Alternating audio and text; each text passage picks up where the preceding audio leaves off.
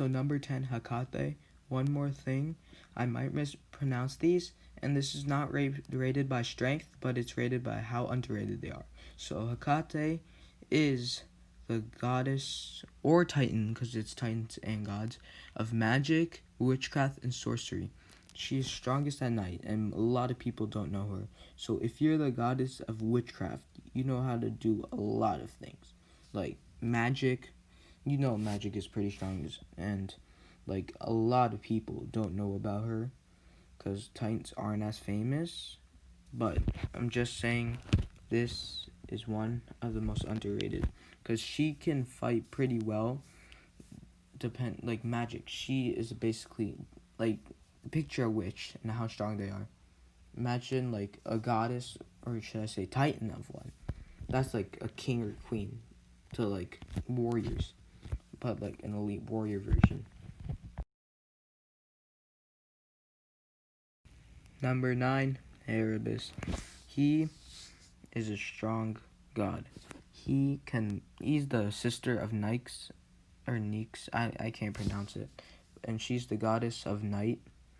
So she is really powerful, but his powers is rapid regeneration.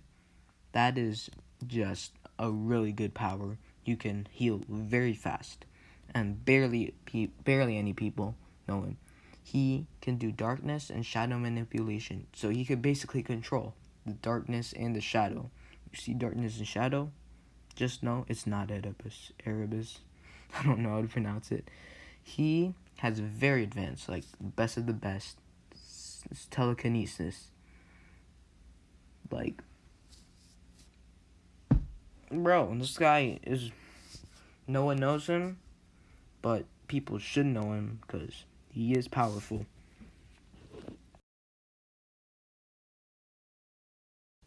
Number 8, surely gotta be Artemis.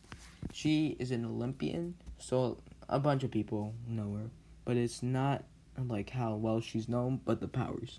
People just know for archery, but she's a master, better than Apollo. Almost like all her shots hit.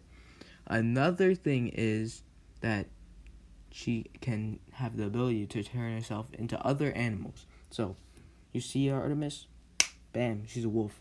And she has a bunch of wolves helping her hunt, which she doesn't need to because like all her shots hit. But she also has the power of healing, and she can control a disease like Apollo.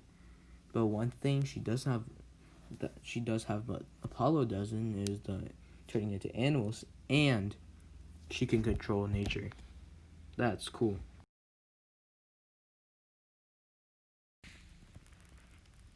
Number 6, KHIONE, or KHIONE. I don't know how to pronounce it. I think it's KHIONE. But she is the goddess of snow, ice, and basically cold. So the only really thing that she can do, but guessing, is control ice, snow, and cold. So that is actually pretty strong power. Looking at like other mythologies, there are pretty strong gods for that. So she's just underrated because literally no one knows her, and she can do blizzards. She can make like her favorite thing is turning you into ice sculptures. So I think she's pretty powerful. She can turn you to ice. She can make you cold. Like, she could put out some big weaknesses.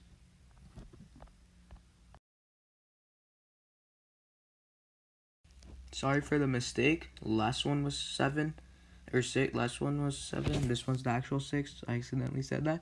But BOREAS, he's the god of west wind, but he has the power of he has super strength, really fast, so much durability.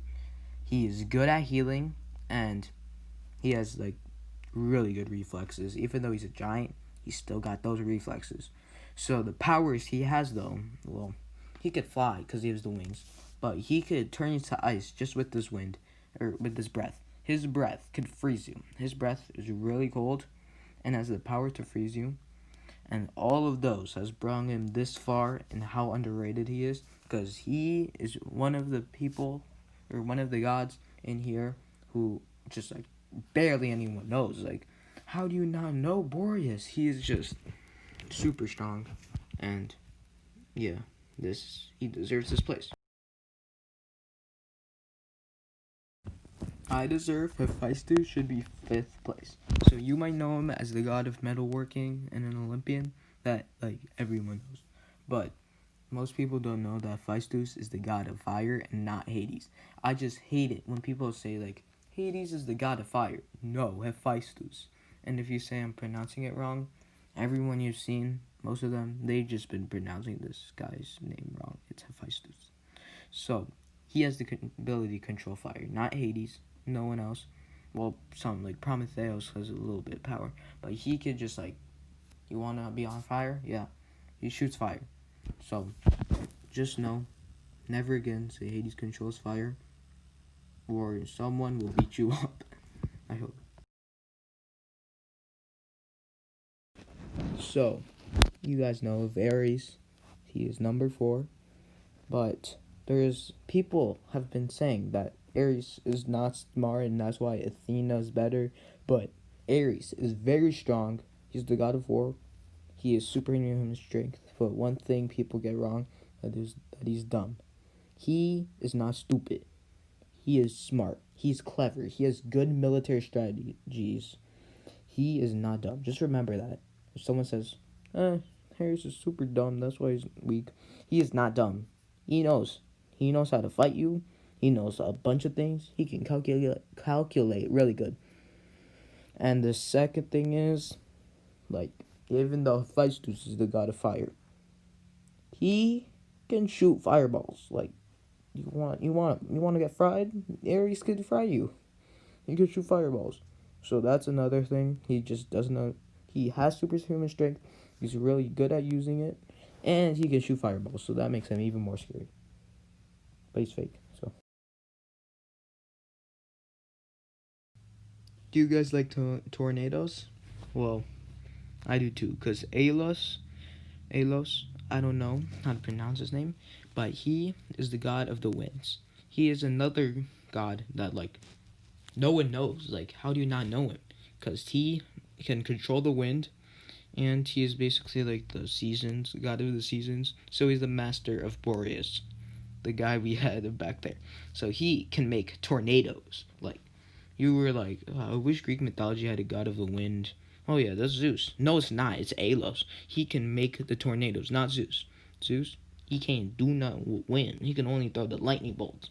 But AEOLUS, wind. He is good with wind. If you're one of the people that says Zeus is the strongest Greek god, oh no, that's Poseidon. Well, strongest Olympian. He is underrated. Like, he has shape-shifting abilities, super speed, super strength, and he can control water.